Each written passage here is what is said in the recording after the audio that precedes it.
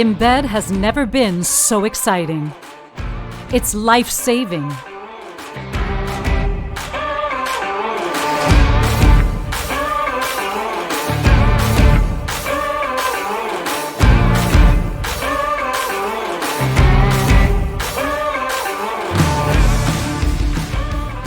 It's life-changing.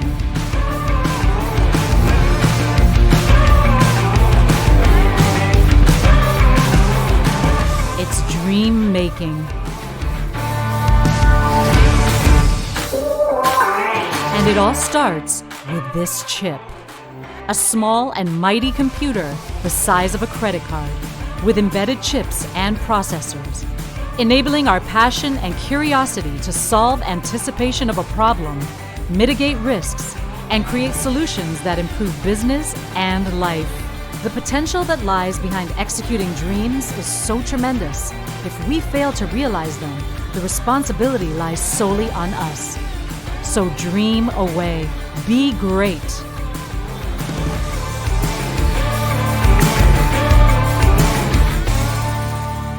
Enclustra. Embed with us.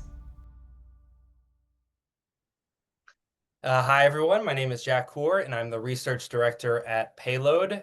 We have a very interesting webinar today on breaking barriers in aerospace communication with Enclustra and Christian.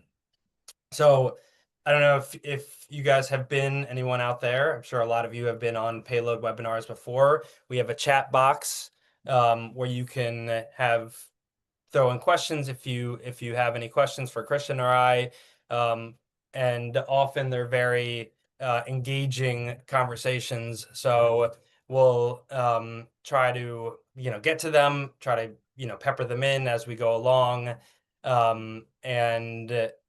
yeah, so we'll have a good conversation. And Christian, I want to kind of just toss it over to you to give an introduction on yourself and also Enclustra.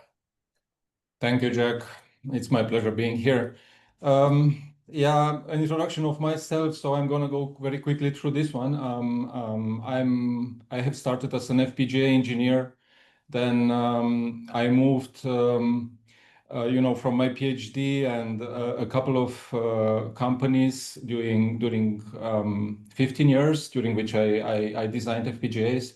And then when I consider that I've seen what has been to be seen, I moved on to other positions. I had some wild experiences in embedded software, and then finally I ended in a company that was very dear to me, doing avionics, and there I learned about functional safety. This is a topic that I'm also carrying on with today. I like it a lot. And then I've been through a couple of other companies like Viasat and Miraix. And today I'm here with Enclustra, sharing my knowledge from the past. So what can I say about Enclustra? I think very shortly stated, this would be Enclustra is a vendor independent company, which is basically an FPGA company. Okay, so that's shortly stated. Now you will probably ask, what is an FPGA? An FPGA is a field programmable gate array, and the way I like to think about it is a new computing paradigm. Okay, so just sitting next to CPUs and GPUs, and if I would be to say what does this mean, is that the CPUs are basically executing a program in a sequential manner. So it would be a temporal execution of the algorithm. The FPGAs are basically residing on the data flow. Okay, so basically it's a spatial a mapping of the algorithm, and for that reason, you can exploit all the parallelism that is available inside the algorithm. So FPGAs are so good for exploiting the parallelism in an algorithm, and you will see why this is important later on. But then there are also some terms that I'm going to use today, like the MP-SoC and the RFSoC, and I would shortly like to clear out what they are. So the MP-SoC is basically... Are those your different product lines? Yeah, definitely. We are having product lines with all of these things, with Okay. FPGAs, with MP-SoCs, and with RFSoCs. Yeah. So the reason why I'm telling is that I'm going to use these terms to be short in my speech. Yeah. So the MP-SoC is basically an FPGA next to which CPUs are sitting, and maybe some other elements like DSPs and things. And the RFSoC is basically an MP-SoC plus, again, an ADC, digital to analog converter, and maybe some other elements of the RF spectrum. Okay, so having said that, what is Enclustra doing? Well, we are basically having several business units. One of them is the standard platforms, and in the standard platforms, we have system on modules, SOMs. And these are basically having the central, as a central core, either an FPGA, an MP-SoC, or an RFSoC, okay? Around which we put the support functions. And the support functions are basically the power supplies, DDR memories, interfaces that we consider useful, like Ethernet and USB and such interfaces like this. And we also try to export all the original features of the chip to the end user, okay? So we don't try to limit the number of features that are available. We also provide, next to this, SOMs extensive documentation, which makes the life of the user simpler. Then we have another business unit, which is the design services. And here we have basically tackling projects of any sort, like it can be anything from medical, industrial, robotics, avionics, defense, and test and measurements, and other things like that. We also have the ability to qualify environmentally our systems. So we are looking to systems that are ruggedized in this case. We can help our customers to achieve that as well. Here you will find standards such as Military Handbook 810 or the DO 160 for those who know about these things. Enclustra has presence on several continents. We are present in Asia, North America, in Europe. The headquarters are in Switzerland. Then we have customers around the globe, basically on all the continents, and we deliver components in the tens of thousands per year. So that is in a nutshell. Yeah. That's good context. And we're going to get into kind of aerospace and space, but if we look at from a very high level, very simply, so you mentioned that FPGA is a different computing paradigm compared to CPUs. It sits alongside of CPUs. Very simply, why would you want to incorporate these chips into your application? Is it, are you trying to improve latency? Is it the functional safety, as you mentioned before?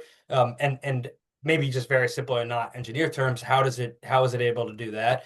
And then also, what are the different applications beyond just space? Where can these go, and like why are the benefits of incorporating this helping the applications?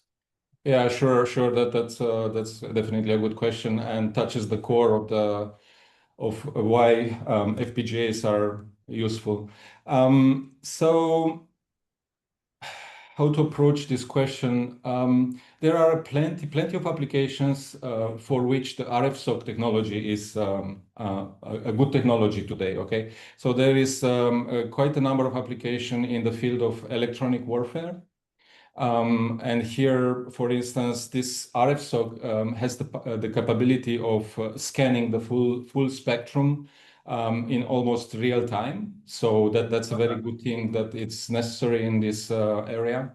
You can also have applications in quantum computing. Basically, you want to control the qubit state or read the state of the qubit, and for that, you would need to precisely control the amplitude, the frequency, and the phase of the signal.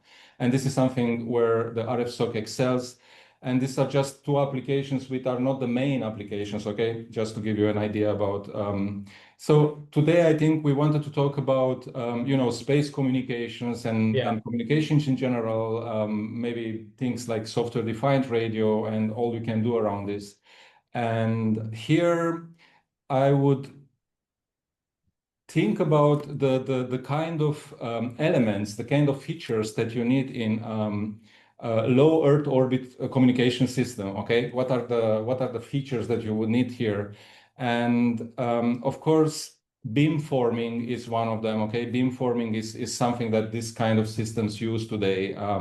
Because of the movement across the sky, you need to steer electronically a beam. There is no way that mechanically you can track a satellite or something like that. So beamforming is one of them, and there what you would definitely need to execute this algorithm is a CPU and programmable logic, because there is a part of control and there is a part of distributing the parameters that steer the beam. Now, for those who know, there are two kinds of beam steering. One is analog and the other one is digital, analog beamforming or digital beamforming. But in both cases, you would need, a way to dispatch parameters to the end radiating element. And in both cases, you will benefit from the CPU and the PL, a combination of the two. Then you will have other things like the data encoding. So source coding and channel coding. These are two things that are following each other in the pipe of processing of data. And here again, you will benefit from the CPU, but you will definitely also benefit from the FPGA, which is next to it, or programmable logic, how it is called. Then there is something which is called handover, because again, the satellite moves. You have terminals entering the view of the satellite, and that requires a process called handover, where you will cut the connection with one satellite and you will link with another satellite, and apparently the communications is kept continuous for the end user. And this handover is quite a heavy process. It comes with Doppler shift because of the relative movement of the two communicating ends. And it's a heavy process. Sometimes you handle hundreds of beams at the same time. So you can imagine the processing power that you need in order to do that. And again, here, a combination of the CPU and the PL is ideal. Yeah. And then you have all this beam switching, you are rerouting traffic from left to right. If I'm getting this all correctly, so you have your CPU and you have your FPGA, and if you want for more complex or maybe more changing on the go applications, and you need quicker processing time. Yes. Yeah. And you want maybe lower latency and be able to kind of almost like think on the move in the environment. Then that's why you would kind of layer on with the FPGA to kind of boost it with more computing power. Yeah, so the CPU is good for controlling, for decision making, and things like that. And the PL, of course, it's good for massive data processing if you want. Okay, and the combination of the two is just ideal. And this is what you find in an RFSoC. Besides, the RF element, which brings also a benefit, but I will probably avoid getting into much detail here because it's about the RF part of the things, and yeah. Yeah. Okay. So, that makes a lot of sense. And we are getting, space and aerospace architecture is getting more complex, with more data inputs kind of coming around. So I'll just getting into kind of the different domains in space. You have obviously LEO, MEO, GEO. Each kind of offer benefits, but have technical difficulties along with it. And you mentioned a little bit about kind of handoff, maybe some Doppler correction, but how does Yeah. your systems, how do your systems kind of, for both Leo and Geo, kind of correct some of the issues that might emerge? Okay, I'm not sure I got the question right, but do you want to talk about the differences between these different orbits? Yeah, sure. That Okay. works.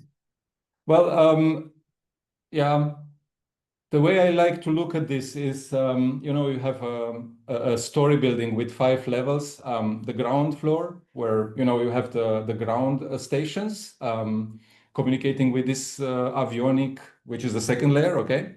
Mm-hmm. And then you have the low Earth orbit, and then you have the medium Earth orbit, and then you have the geostationary orbit, right?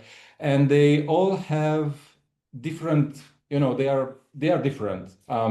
They have different reasons to exist. Okay, so if you look back in time, the geostationary orbit was the first to be used largely, and that was for television broadcasting. Okay, it's because broadcasting, you have a huge coverage because of the distance, and you would cover 1/3 of the Earth, with only one satellite, and you have unidirectional communication, and that's that.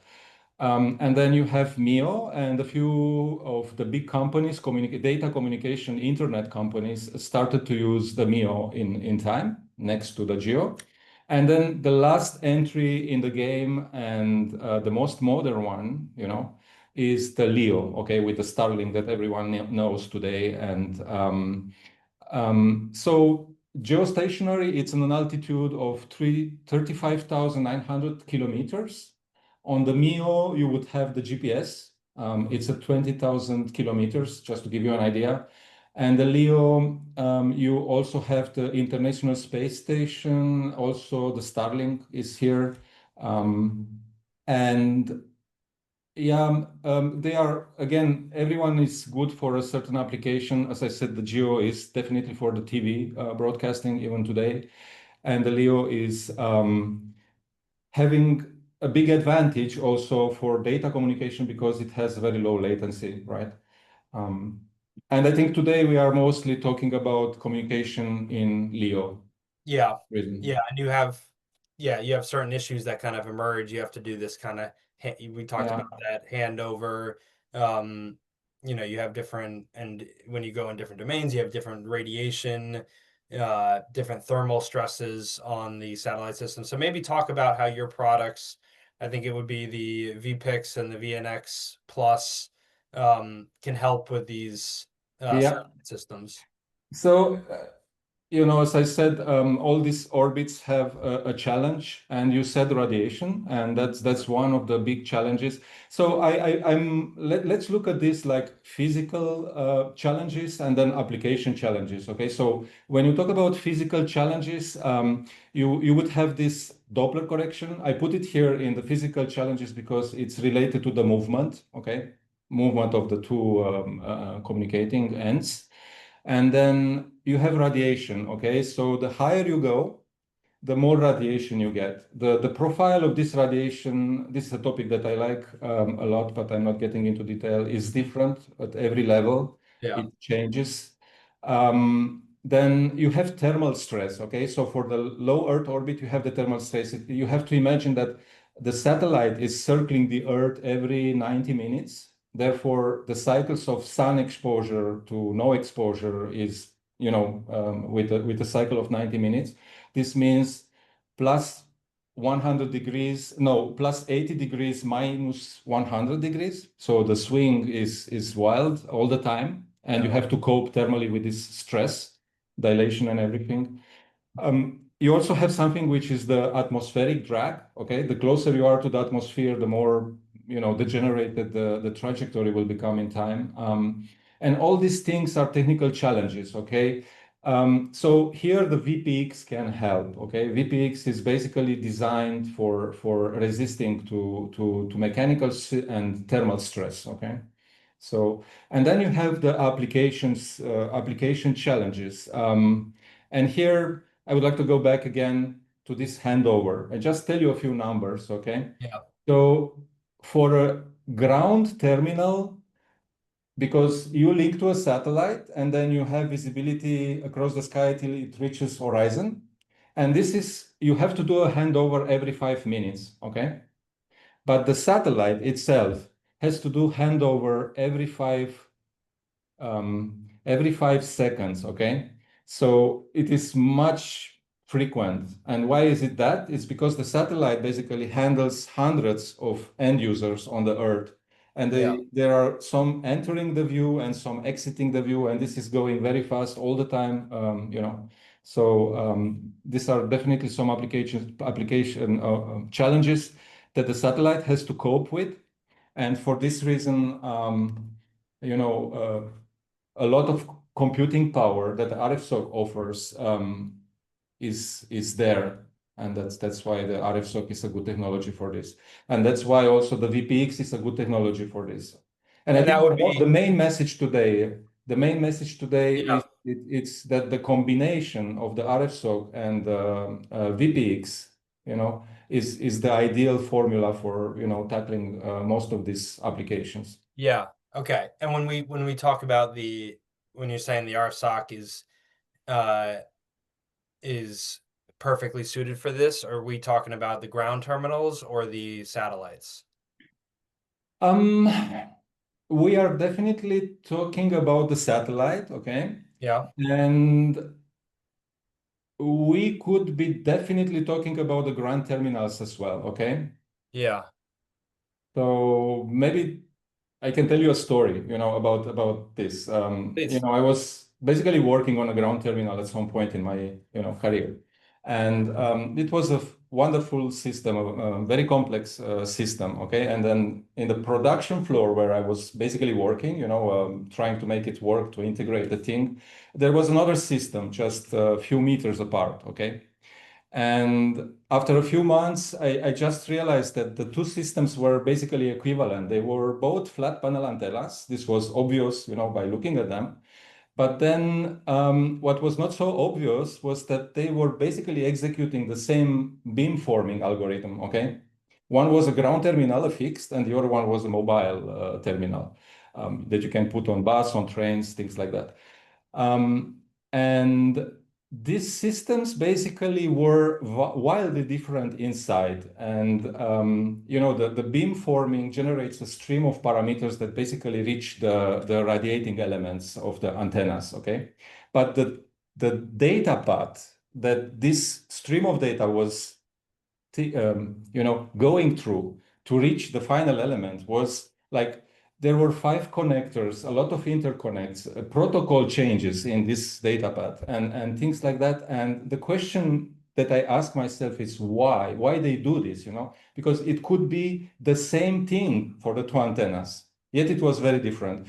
And I'm telling you, if they would only take, that part, the computer that computed the beamforming and put it in a VPX mission system, a chassis, like a multifunction computing core, and then have several payloads that would dispatch the parameters to the antenna, this Yeah. thing would be reusable between the two systems, okay?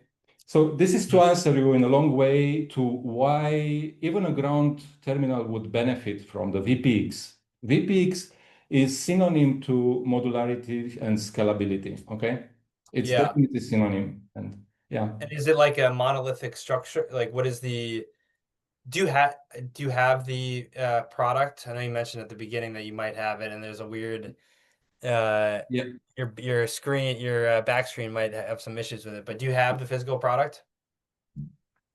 Yeah. So well, it's monolithic in some sense, but I think that the word monolithic is better fitting the RFSoC. Okay.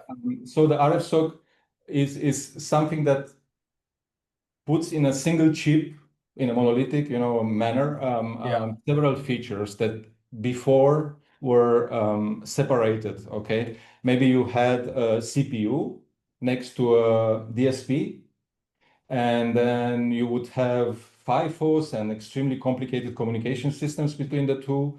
And then you would have the RF, which would be, several stages of filters, variable attenuators, maybe even another amplifier, in order to play with the two, and again filters, and then the power amplifier to reach the antenna. Okay, but today we are getting with this RFSoC very close to the antenna. Basically, what's left out is the power amplifier before the antenna.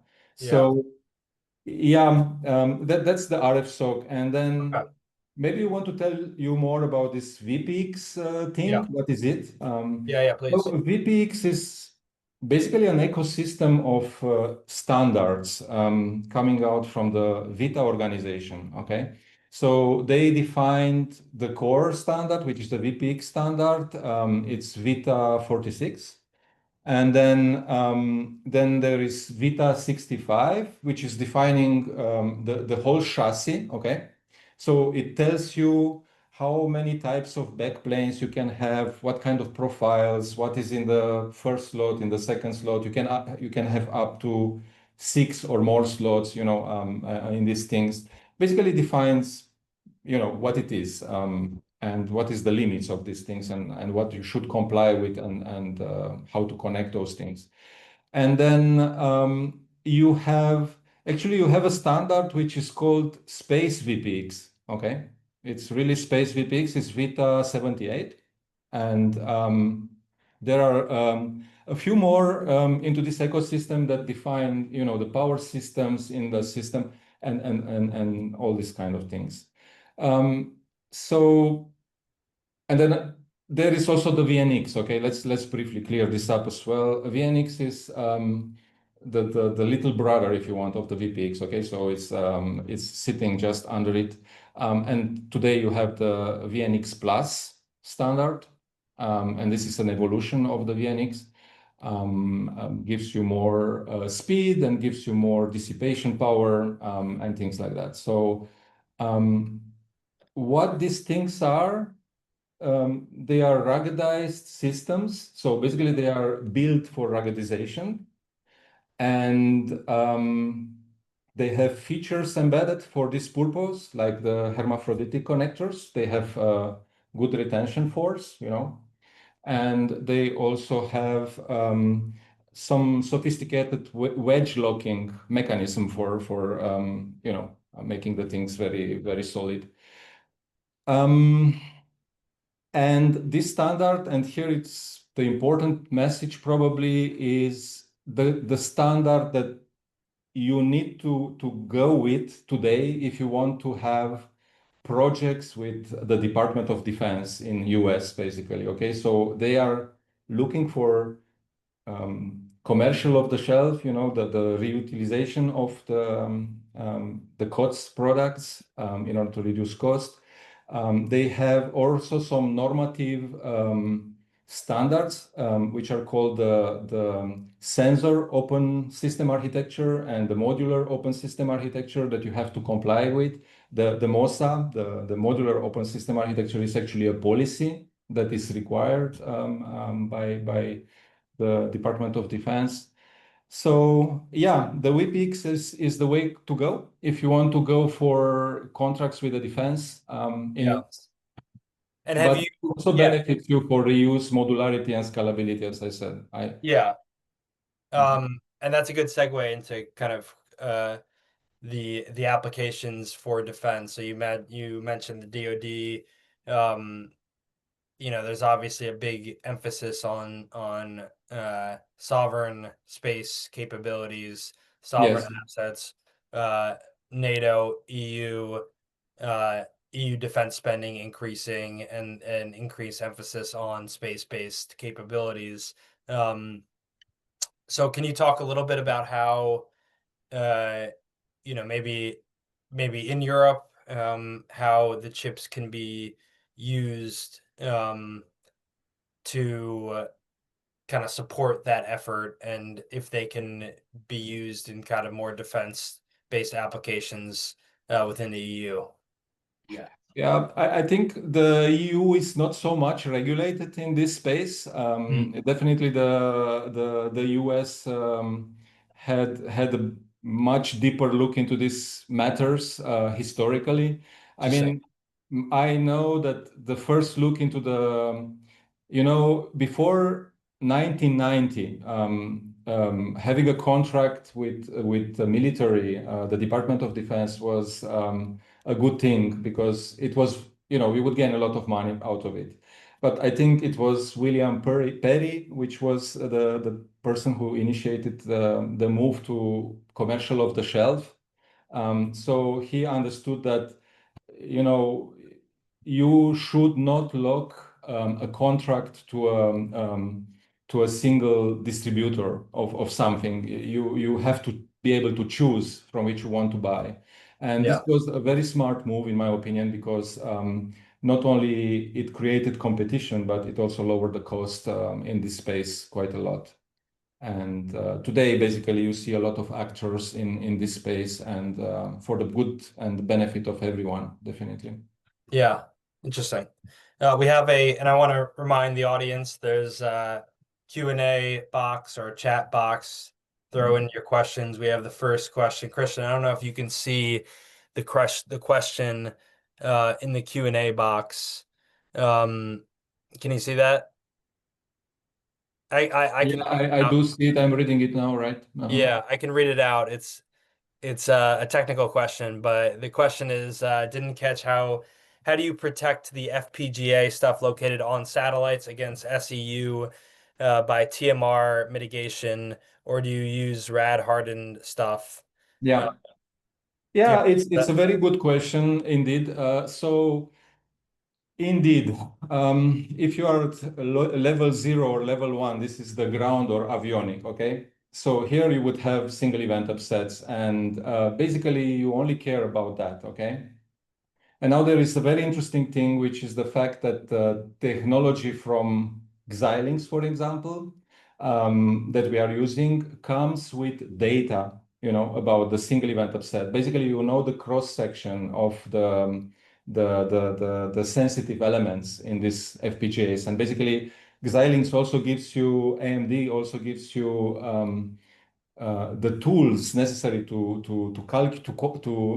numerically quantify the footprint of your design to single event upsets and things like that. But I think the question refers to space, and here the things are a bit more complicated. As I said, there is something else coming into play. There are two things. One is called total ionizing dose, the TID, and this is something that you only can cope through the design, through the manufacture of the thing. So basically, this has to be something that the manufacturer characterizes, okay? You cannot do it otherwise. And then next to this, you have the single event upset. And indeed, you can do TMR. This is triple modular redundancy, okay? So you can triplicate whatever function you have there, put a voter, maybe not in the same FPGA, but outside with another type of technology. In general, you would use a flash-based technology because those are resilient to radiation, okay? Or things like that.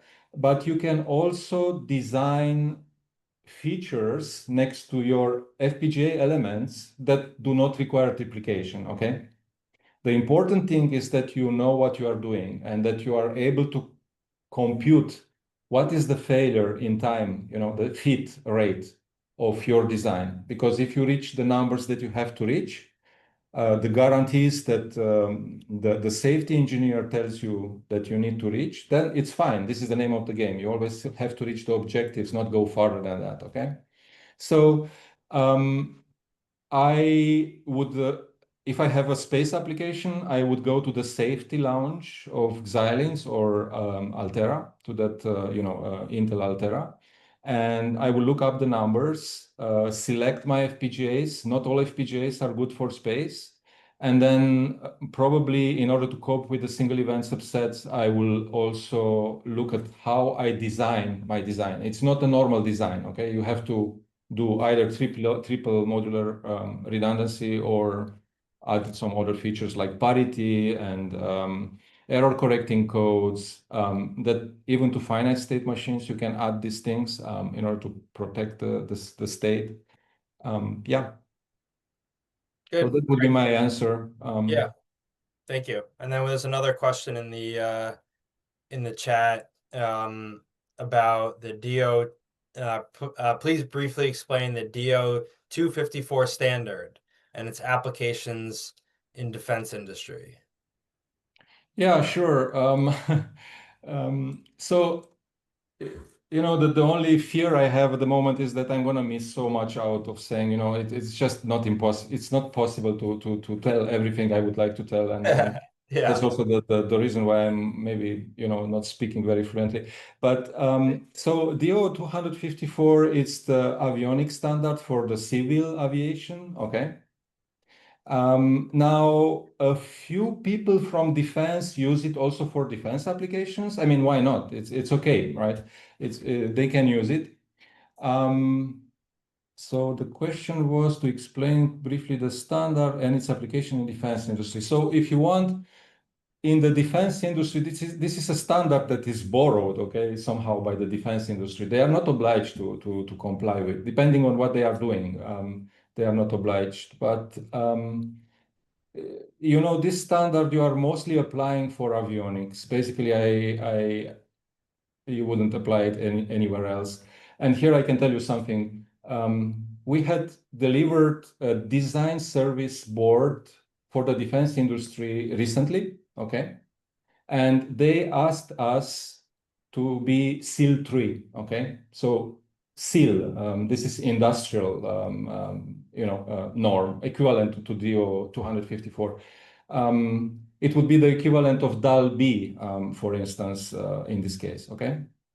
They didn't want the DAL in the defense industry, okay? But this was a ground application. In avionic, they would probably and definitely should prefer, the DO 254. So that would be the answer to this question. Good, thank you. And then we have one more Q&A question, and that is, I'm particularly worried about potentially destructive latch-ups in the SOM power rails caused by radiation. Are there any protections in place in Enclustra's modules? Do you have any recommendations to mitigate these events when using your modules? No, there is no secret sauce to that. But here is the thing. If you need something like that, we can do the necessary thing for you, okay? Yeah. That would be through a design service. Because the power supplies that we are using on our standard platform SOMs are very, very compact, okay? They are very, very small. This is very important for us because like that we can fit as many features on the SOM as possible, okay? Now, if we go for power supplies that were characterized for the total ionizing dose, and there are those out there, okay? It's just, we only have to redesign the power supplies, okay? And those then will have a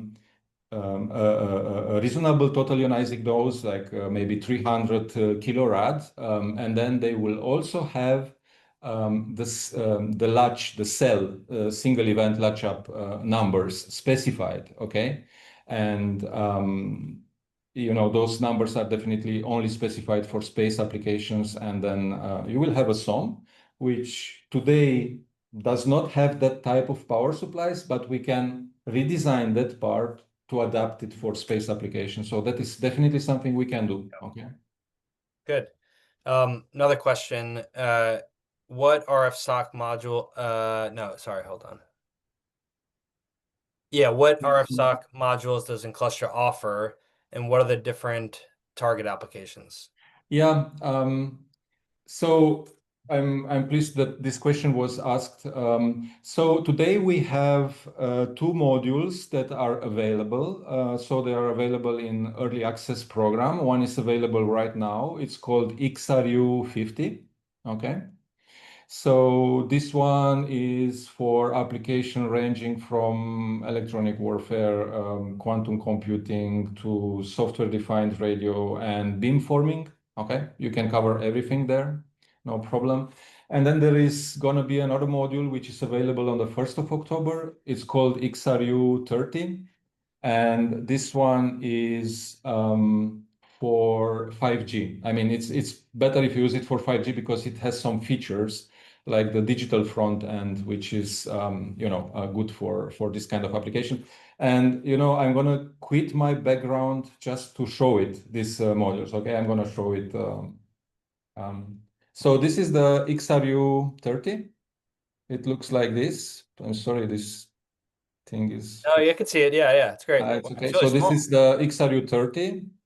This is the backside. Yeah.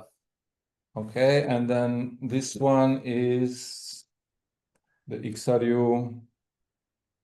This is the backside, just the connectors. Yeah, I'm really sorry for this background thing. That's okay. We We had can some see it. technical We can see it. difficulties to handle this. So this is it. Yeah. Yeah, cool. Yeah, it's a fantastic product. The measurements that we did on the RF part for the crosstalk, distortion, and all these kind of things were, impressive. Basically, we don't deteriorate the numbers provided by AMD Xilinx. Okay, we keep those numbers valid at the level of the connector. Okay, so meaning that the routing and the connector don't deteriorate those things. This is important. Cool. Okay, we have another couple questions in the chat, but I want to take a step back and further contextualize our conversation today with maybe trends that you're seeing in the industry. How aerospace communications is changing, potentially how machine learning AI can be leveraged in satellite comms or being able to deal with a large set of data. Anything interesting in terms of a trend perspective? Maybe one of those that you've been noticing? I mean, definitely communications are shifting from fixed rule-based processing to something more adaptive and cognitive and more resilient systems. Okay, so what am I saying here? It's that the incoming standard, okay, the 6G, is basically a standard that will integrate an AI layer. So it will basically be a AI on the edge or a distributed AI, which will be capable of many interesting things. So there is no 6G today. Okay, so I think the release date is, or the starting date is 2030.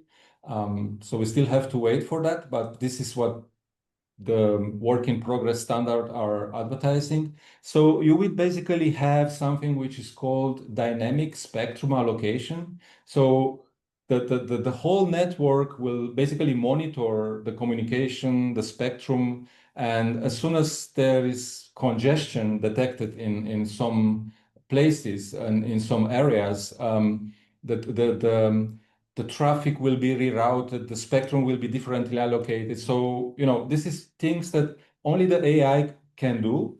And what I said before, that it's not rule-based anymore, like rule-based was kind of discrete, okay? And artificial intelligence is kind of a continuous thing. It's capable of interpolating between, whatever is there. So yeah, it's a very interesting thing. And what does it mean actually with respect to technology? It means that because the AI that you will have to compute on these nodes, on these platforms, will also bring more computing power need to the platforms. And here is it's very interesting, because if you look at the technology that comes out from AMD or Altera, you will see, or you will notice the trend. Okay, so there is from AMD is a chip which is called Versal RF. Okay, and this was integrates also artificial intelligence engines and things like that next to the RF and other things. So in my opinion, this is a clear sign that there is a move to 6G, to take on that market. And therefore, I expect those things to take over this market in the next years. Got it. Okay. And that would be So when you talk about rules-based previous generations, that and I'm not an expert in this, but just inferring, is that kind of when you're kind of talking about maybe just pure play CPU compute to handle that, and now you need more complex systems to handle the data and the different kind of more dynamic circumstances that come about? Yeah, no, it's even more than that. So before you would have like if the signal to noise ratio is over this threshold, okay, Yeah, then do something, you know. This would be a traditional or a classic thing. yeah, But in the future, it's going to be really, you know, a scan of the spectrum, okay? And that curve will be fed into an artificial neural network. yeah, And the output will be, you know, an instruction of what you have to do. So it's really, really different what's going to happen. It's really different, different paradigm again, okay? yeah, You don't have to know, you have to learn the behavior of the network and adapt, you know? yeah. That's Yeah, fascinating. it's wildly different, yes. That's fascinating. Um, so let me tell you the fact that we also move or we are proactively moving into that direction. You know, we are having partnerships. There is a company called Clepsydra. They are doing Edge AI software, and these are people that are probably able to cope with such kind of application in the future. This is one of our partners. Then we have another partner which is called Narda. And this partner is capable of designing RF front ends, which are, you know, they require quite a skill set, an engineering skill set that is not available everywhere. So we have at the moment designed something like 8 RF front ends that you can pair with our RFSoC modules to execute different things. Mm, And actually, this is the beauty of the RFSoC module, the fact that you can design the front end that you would like, okay? If you want to make an up conversion to a satellite carrier, you know, you can design that and you can use the RFSoC with that, mm. you know, seamlessly, basically. Yeah, yeah. There's If you do that with a VPX board, you have the best prototyping platform, you know, to put in a VPX system, and the time to market is, you know, just ideal. I mean, it's the shortest possible, in my opinion. Yeah, very cool. And we have 10 more minutes of this webinar. Um, Again, if you want to put a question in the chat, you can. And then Christian, we still have plenty of time, but for questions we don't get to, what's the best place to reach you? Are you on LinkedIn? Is email best? Yes. So I think we will follow up this webinar with a bunch of links and application notes and you know, things that we Okay. find useful. Okay. Even links to our partners and things like that, documentation that we have for these two SOMs that I have showed you. And basically, I think this is the way we are going to proceed. Okay. Okay, great. Great. Yeah, And then we have another question on the challenges. Can you describe the challenges in safety critical avionics? challenges in safety critical avionics. Um, It's kind of a broad question. We can skip it. I have other questions. I'm wondering what this latest challenges would mean, but so for me, the biggest challenge when I started looking into this at Mercury Mission Systems when I was there was that I found very, you know, very challenging to deal with the single event upsets. It was wild. Nobody knew actually how to deal with that, okay? So there was the MTBF of the components and, you know, people knew what to do with that. But when it came to single event upset, basically nobody knew what to do with it, okay? and some even try to ignore it or avoid it at the time. So I think this is one of the challenges you would have in this arena if you go for it, and you have to understand what it is and how you should deal with it. And I can tell you that I don't know if I'm allowed to say that, but okay, there are a few processor manufacturers out there that will give you data, okay, that is necessary in order to cope with this. I'm not going to tell you the names. And then there are FPGA manufacturers that are going to give you the data, okay? So if you take the CPUs of those people or the CPUs from AMD or from Intel to do functional safety, you are on the safe side of things. So basically, you have the data that you would require in order to do the proper, the proper things so that the certification authority, be it the FAA in United States or EASA in Europe, will vouch for your design, okay? But there is a long way to go from the data to proving to the certification authority that, yeah. And then I'm amazed by the breadth of the applications that your products can go into. We talked about satellites, but we also talked about, I mean, I think robotics and more industrial applications and drones and Yeah. I guess maybe cars, self-driving cars, perhaps. I also want to talk about planes. You guys have applications that are more passenger planes or jets. And if you can give kind of an example of how your product can be incorporated. Yes. So, so let me tell you something before this answering to this question. We are currently, so I told you that we delivered a functional safety SEAL 3 design services board previously, and we are currently working also on a DAL-B, okay, on a DAL-B DO 254 project right now. So we are right into it. So now coming back to your question, we have the standard platform products, okay? And they can be used, if people know what they are doing, they can be used anywhere, okay? I mean, if you need ASIL-D project, this is the automotive low level, okay? Or even C, you can go with the standard platforms, okay?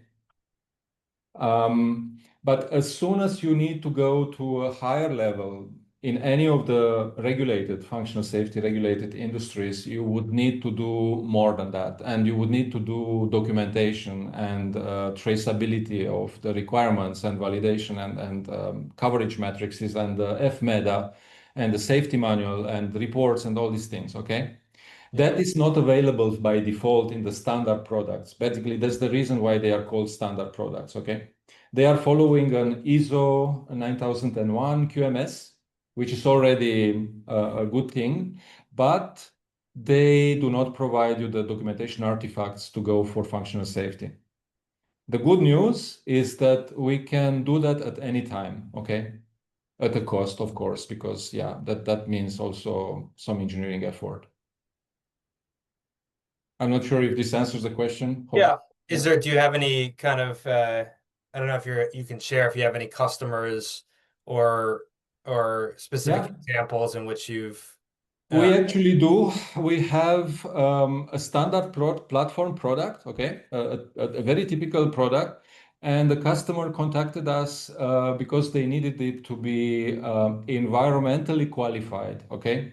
Now, this is not functional safety, okay? This is yet something else, a layer in between standard and functional safety, if you want, so environmentally qualified. The customer was from the defense industry. And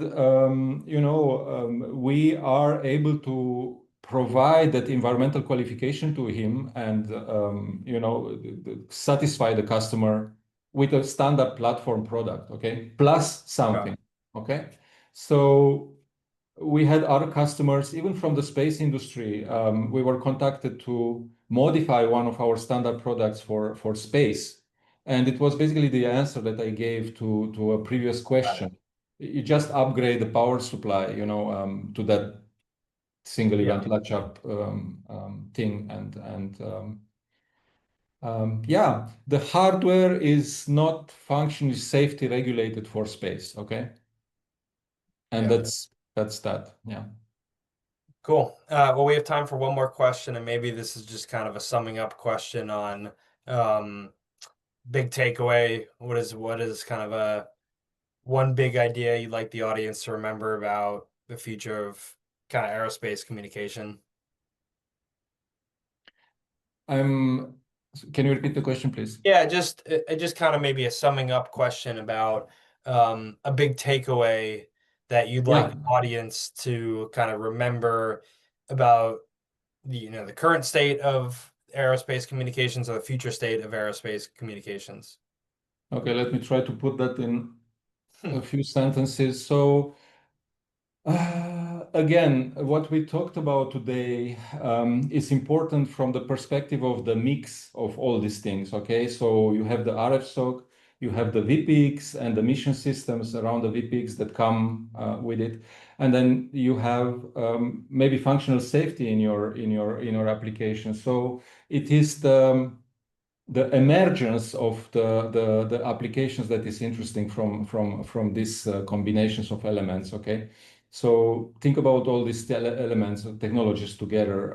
That would be one takeaway. Then another takeaway would be that if you have a contract with the Department of Defense in United States, I mean, the VPX is the immediate way to go. It's a no-brainer somehow at that point.